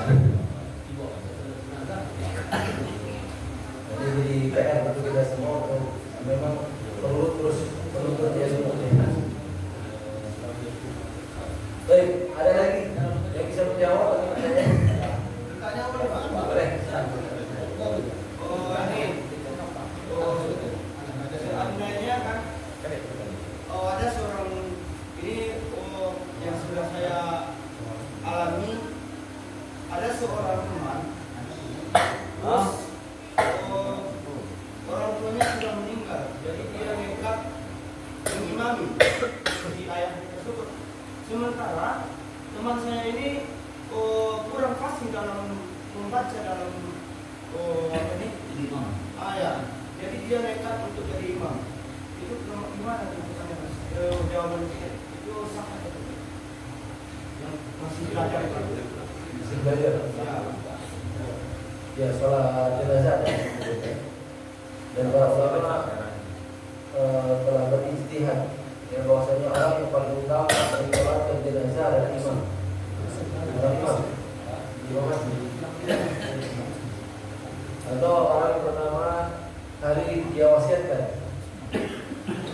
Dia wasiatkan. Kemudian mungkin anak tersebut ingin berbakti. Perlu juga diperhatikan syarat rukun dan syarat. Jadi ada empat takbir, kemudian diawali dengan Al-Fatihah, kemudian sholawat, kemudian doa. Berarti saya jadi imam sama dengan sholat di waktu dan sholat di dalam. Apakah sama saya jadi imam bukan sholat fardu dan sholat mungkin ketika dia contohnya belum pernah keluar dari imam termasuk kan, dan dia dianggap belum bisa, kan? Tapi dia juga belum bisa jadi imam di apa di Sebentar kita Ustaz ya. Tadi pertanyaan yang fasih ya. Memang sholat jenazah itu dijaharkan bacanya, tidak kan? Tidak. Gimana tadi fasih fasihnya? Itu kan bisa di luar bisa yang tahu. Iya. Karena kalau itu kalau masalah apa coba kalau siap, mana bisa menghukumi? Bulan 2. Buktinya sekarang, contohnya jangan Adi tadi itu bukan asal muslim menyebut nerakanya Abu Sufyan, karena asal muslim ini paham dia yang paham lagi lebih paham lagi yang ini. Bukan asal muslim menyebut nerakanya. Itu buktinya yang harus yang paham lah, jangan asal-asalan. Karena ada pengalaman kita mengikuti sholat jenazah ini, dipaksakan anaknya tahu-tahu sholat 4 mungkin. Biru semua itu kan. Itu lantaran dipaksakan. Ada di masyarakat kita ini semacam kalau anaknya menyolatkan hendaknya itu sementara itu bukan anaknya ada. Ini kita di masyarakat. Kalau dilihat sah ya. Karena bacaan sir. Namun untuk afdoliyahnya, para ulama sudah mengatakan yang pertama orang yang diberi wasiat oleh jenazah dia lebih berhak. Yang kedua kalau memang tidak ada imam masjid, istilahnya afqah dari seluruh masyarakat agar pengurusan balik itu yang terbaik. Adapun memang sudah seperti itu, insya Allah sah. Hanya saja untuk kedepannya agar lebih giat lagi, lebih baik lagi. Saja belajar lagi. Nah, ini yang pertama yang diwasiatkan, yang kedua imam masjid. Para ulama.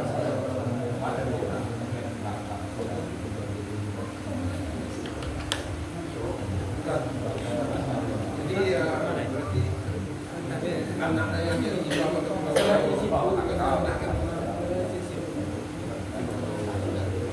sepatutnya gini banyak Pak. Tadi pengurusan jenazah itu harus yang terbaik. Banyak para ulama memerintahkan kepada siapa dia wasiatkan. Artinya memang secara umum kaum muslimin yang faqih afdal ya sudah jadi anak yang soleh faqih itu ya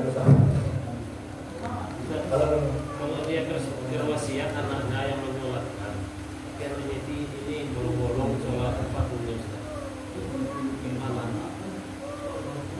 Abang. Anaknya bolong-bolong sholat. Ya wasiatnya ke anaknya kan menyolatkan, cuman anaknya pun sepatunya bolong-bolong kok. Itu yang tanyakan apa standar sahnya? Tanyakan standar sahnya. Yang letak masalahnya? Sah. Kalau boleh ada yang mencatat pertanyaan jenius ini. Kita cari ini ya. Berani boleh dikualifikkan. Mudah-mudahan pertanyaan dan atau jawaban-jawabannya tidak puas Pak ya. Kita akan coba. Memang ini di luar Kalau kita lihat dulu yang pertanyaan, didaftarkan lebih kepada peserta untuk mengikuti putar. Ini kertas. Adli putar. tulis ya. Kau tanya lah, lalu selesai. Pertama itu tidak ada. Masih banyak kita bahas kan. Sedikit lagi. Jadi dari mohon perhatian Pak.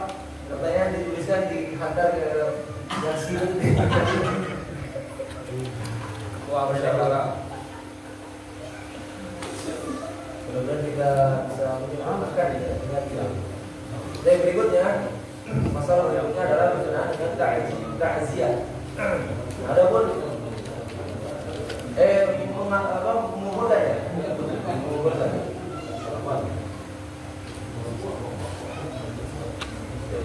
Kemudian yang terakhir adalah kaifiyat dafni, kuburkan. Ya, yudfanul mayyit itu dimakamkan, ya, mayyit dengan posisi miring, ala jadbihil ayman, miring di atas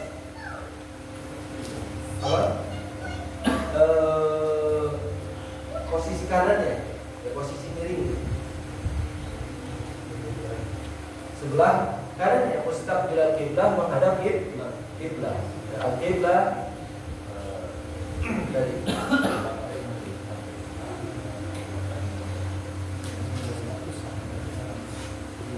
sebagaimana yang dilakukan oleh Nabi Shallallahu Alaihi Wasallam dan para sahabatnya radhiyallahu anhum. Mereka juga diletakkan, ya, kiri menghadap ke arah kiblat, ya. Yang sudah kita baca tadi, kiblat umum ahya'an wa amwata, ya. Bahwasanya kiblat itu adalah arah, ya. Ketika kita hidup dan ketika sudah mati, ya, setelah wafat.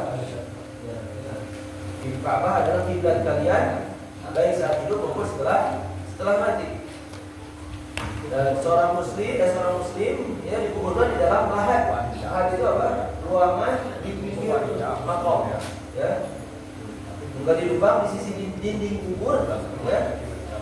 Wala yu'ammaqa ta'miqan, tidak terlalu dalam. Kalau terlalu dalam kadang khawatir berguling ke depan, ke samping gitu, ya. Nah, tetapi cukup, ya, agar tubuh jenazah itu tidak bersentuhan dengan batu bata atau tanah di sekitarnya.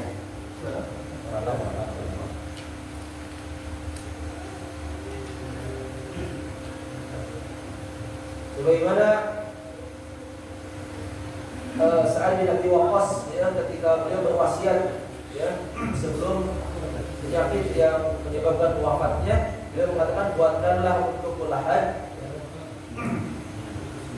hadhu li lahdan ilhadu li lahdan, ya.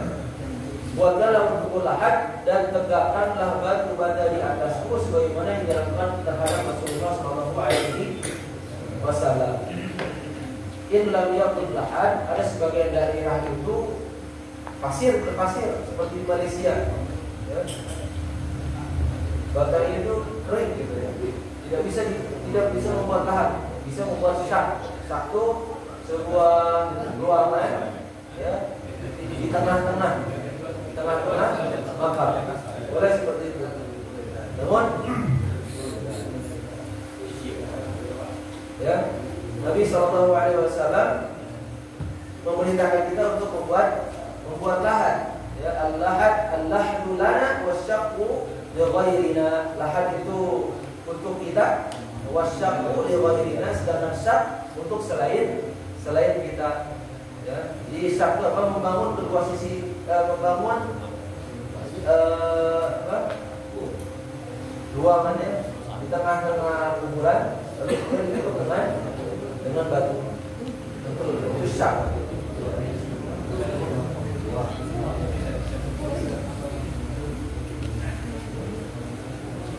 Nah, kemudian disunahkan untuk meletakkan jenazah dari arah kakinya.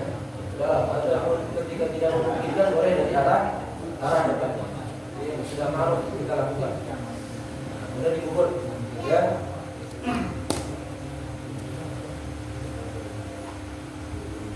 Dan itu mungkin pembahasan tentang menguburkan.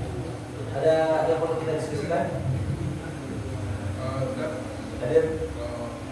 Tentang ketika menguburkan jenazah, pada saat misalkan harus dibuka talinya, kemudian pipinya menempel ke dalam disunahkan. Tidak, yang disunahkan itu ya dibuka saja, dibuka tali-tali, tidak perlu ada menempel seperti itu. Bukakan saja, bukakan tali. Tadi saya buka ada. Buka tali.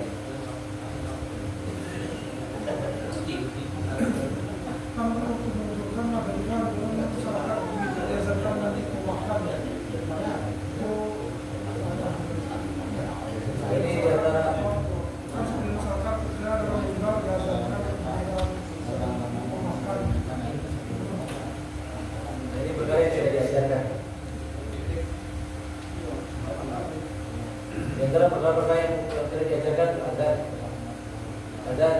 antara bukan perkara sunnah adalah mau'idhah, ya, membiasakan mau'idhah ketika setelah penguburan.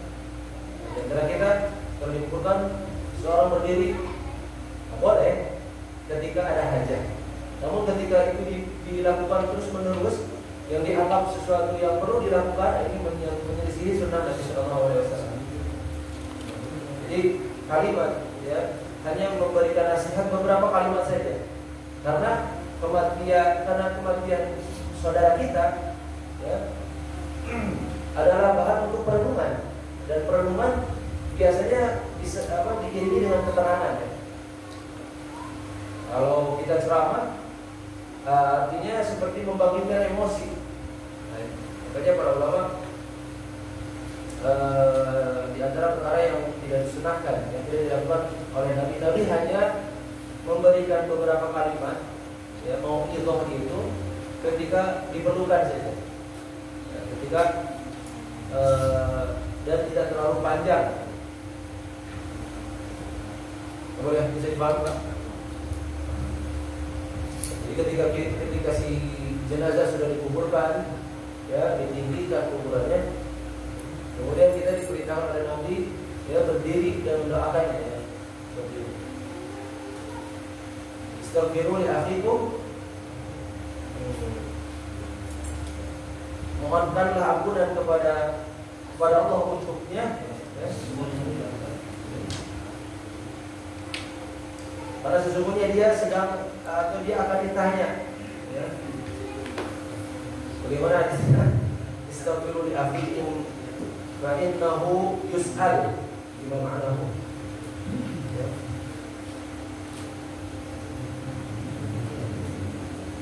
Jadi kita diperintahkan untuk mendoakan si mayit, ya, mendoakan ampunan untuk si mayit, kemudian meminta kepada Allah untuk disebutkan, ya, diteguhkan, ya, dalam pertanyaan-pertanyaan di alam barzah, di alam tiburnya, dan kemudian kita pulang.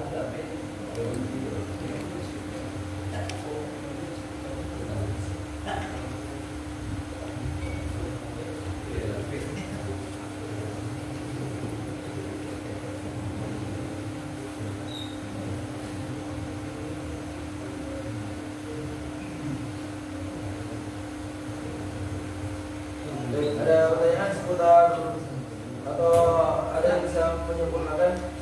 Ada. Tadi kan ada kita setelah kita mandikan, ada disebutkan pasangan untuk lepasan mayat itu dari rumah ke kuburan. Biasanya kan ada disampaikan, kita itu bahkan kita pulang masalah tanyakan. Nah, setelah selesai, apakah ada sunnahnya dengan membaca Al-Fatihah?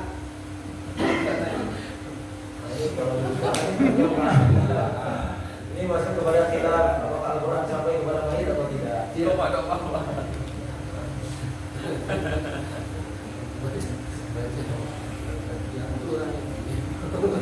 Baca 3 kali baru jalan. Banyak ada masalah.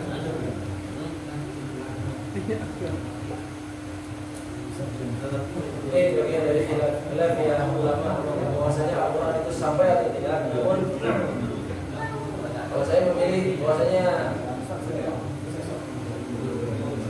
tidak sampai. Fungsi Al-Fatihah itu kan istilahnya memberi hadiah, memberi hadiah dari pahala kepada si mayit dengan pembacaan surah Al-Fatihah. Allahu Akbar. Ada yang bisa menjawab?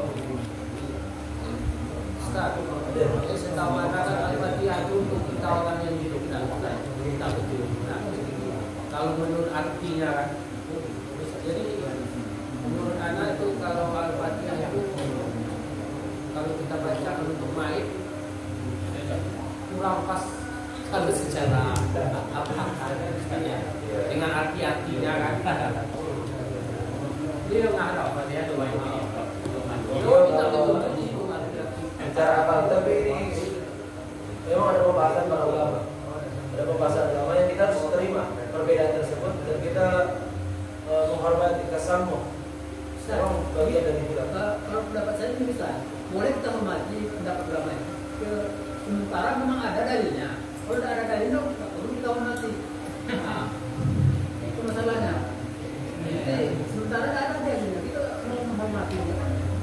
Udahnya nanti di masyarakat masih tahu tidak masyarakat orang kan. Seharusnya ulama itu menjelaskan ini dalilnya. Seperti Bismillah kan, ada yang jahat, ada yang sih, ada dalilnya. Kita terima, boleh berbeda. Tapi kalau yang itu entah, memang penting kemampuannya saya.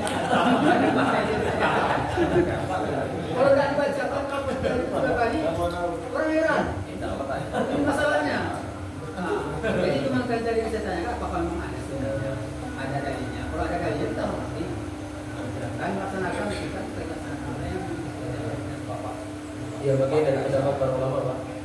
Sudah ada pada dalam kitab ini. Memang tidak semua pendapat harus kita terima. Ya. Namun kalau secara dalil memang kalau Anda baca dari itu memang diambil dari isyarat-isyarat hadis saja. Horor, pendapat para ulama.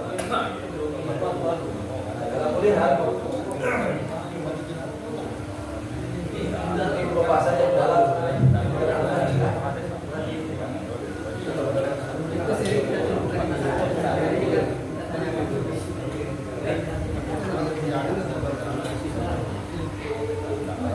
dan kita cukupkan. Kemudian pembahasan yang terakhir adalah takziyah.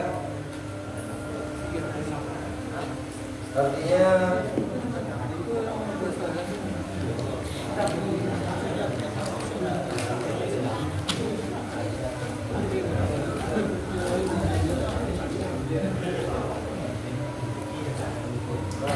Istahabul wuqufa ba'da dafni qalilan wa du'a lil mayyit, yang dianjurkan yang disunahkan agar kita berdiam diri sejenak ya setelah dikuburkan ya sebentar, wa du'a lil mayyit, kemudian mendoakan mayyit. Istaghfiru li akhikum was'alu lahu tathbita, dan mintalah kekokohan ya tathbit. Bainahul an yus'al, karena sesungguhnya dia akan ditanya. Ini yang disunahkan. Sebagaimana doa berjamaah seperti itu ya. Lama lagi. Ini dimakruhkan oleh para ulama ya. Karena sekali lagi fungsi adanya tajhiz, pengurusan mayit itu ya untuk kita renungi bagi yang hidup. Dan sekali lagi perenungan itu harus disertakan dengan ketenangan. Kalau itu yang dilakukan oleh Nabi, ya berdoa kemudian kembali ke rumah kita. Kemudian takziyah, ya, mengucapkan belasungkawa melawat kepada keluarga yang berduka. Ya. Jika apa yang kita lakukan ya wahadzuhum 'ala sabri ya agar mengingatkan tentang kesabaran ya, menghibur, menguatkan hati, mengingatkan tentang menganjurkan mereka agar bersabar dan menerima kepada ketetapan Allah dan kepada Allah Subhanahu wa taala ya. Kemudian wa taslim, berserah diri dengan ketetapan Allah Subhanahu wa taala, wa yubayyin lahum, dan menjelaskan kepada mereka tentang janji-janji Allah Subhanahu wa taala bagi mereka yang sabar atas musibah yang menimpanya ya. Dan melarang mereka, mencegah mereka dari perbuatan niyaha. Niyaha itu meratap ya.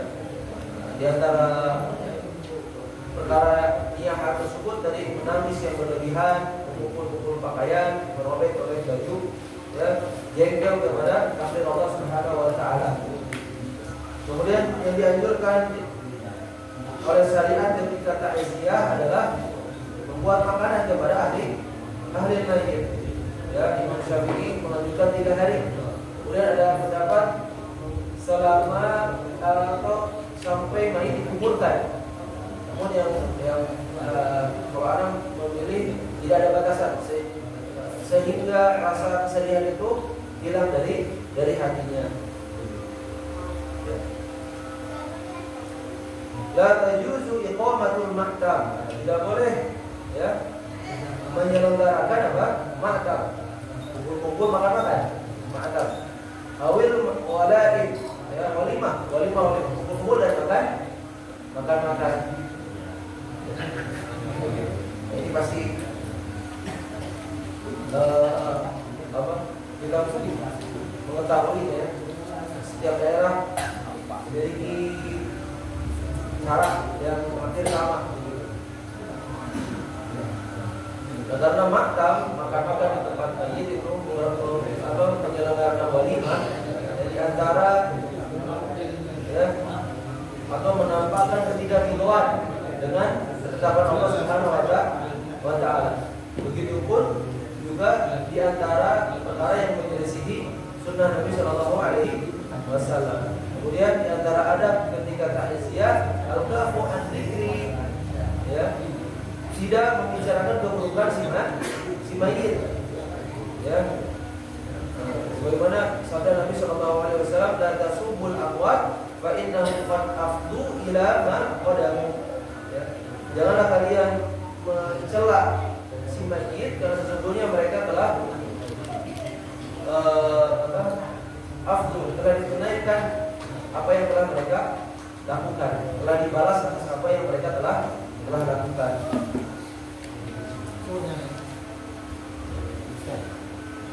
Nah itulah kita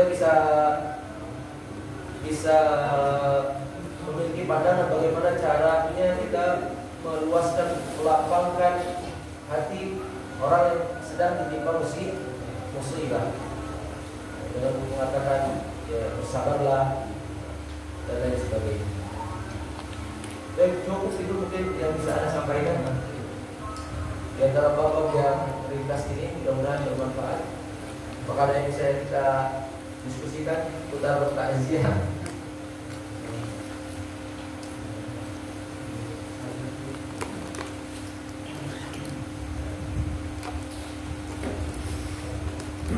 Kita lanjutkan praktek mungkin ya setelah Isya gitu. Ya, kita setelah Isya. Tapi hadal pada masalah mohon maaf bila ada banyak kesalahan. Untuk kesalahan datang dari kelemahan diri saya dan syaitan. Mutlak kebenaran milik Allah dan Rasulnya. Nabi hadal pada masalah